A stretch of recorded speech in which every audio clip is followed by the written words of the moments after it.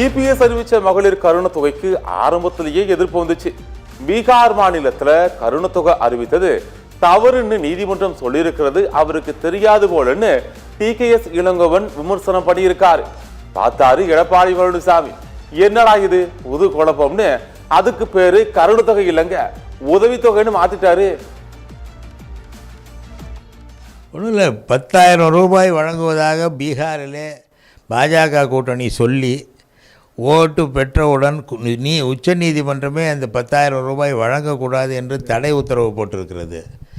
எடப்பாடிக்கு 10,000 ரூபாய் அவர்கள் சொன்னது வரை தெரியுமே தவிர உச்ச நீதிமன்றம் தடை உத்தரவு போட்டது அவருக்கு பாவம் தெரியவில்லை.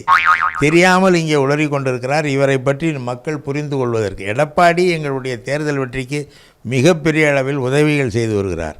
தன்னுடைய அறியாமையை அடிக்கடி வெளிக்காட்டி கொண்டு இவர் முதலமைச்சர் அவருக்கு தகுதி இல்லாதவர் என்பதை மக்கள் மன்றத்திலே நிரூபித்து கொண்டே இருக்கிறார்.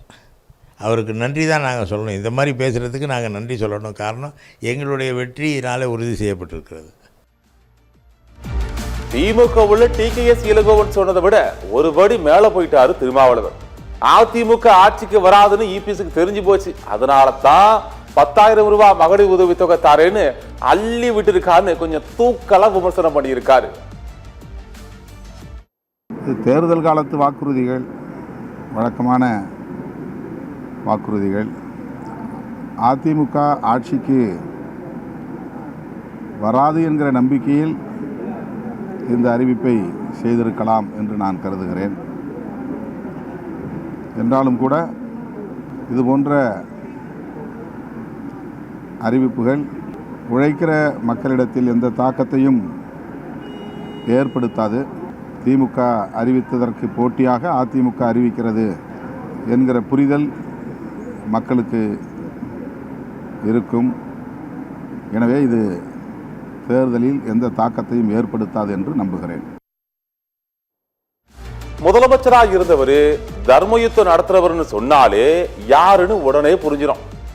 நான் என்ன துரோகம் செஞ்சேன்னு புலம்புற தலைமைக்கு ஓபிஎஸ் ஆளையிட்டாரு. நான் தனி கட்சிகளாக தொடங்க மாட்டேன்னு வேற சொல்லி இருக்காரு. எப்படி இருந்த மனுஷன் இப்படி ஆயிட்டாரு பாருங்க.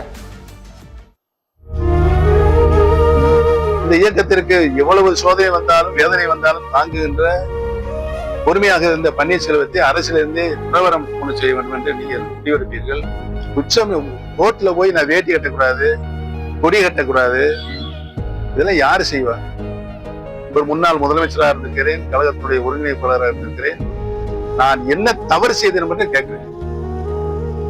கட்சியினுடைய வளர்ச்சிக்கோ கட்சியினுடைய ஊருக்கோ இல்லாட்டி தொண்டர்களுக்கு ஒரு தொண்டனை கை நீட்டி அடிச்சிருக்கேன்னா என்ன தவறு செய்தேன் அதை மட்டும் சொல்லுங்க. நான் அரசியல் விளையாடு ஒவ்வொரு மாதமும் தலைமை கழக நிர்வாகிகள் மாவட்ட கழக செயலாளர் கூட்டத்தை கூட்டுவேன்.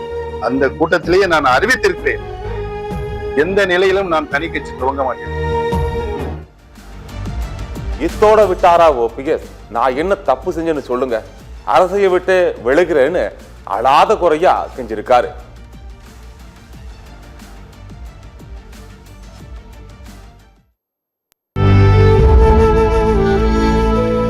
கட்சி அனுப்பிச்சு விடுங்க, அவங்களுக்கு பெரிய புண்ணியம் வந்து கும்பிட்டேன். பன்னீர்செல்வம் நான் சொல்லிட்டே இருக்கிறேன். போன வட்டம் வரும்போது சொன்னேன், 9ஆம் தேதி வருவாரு, திரும்ப நான் பிரஸ் சொல்றேன்னு சொன்னாரு. அவர் போய் வரந்து போனாரு, அவர் சொன்னாரு, கேட்கல. நான் என்ன செய்வேன்?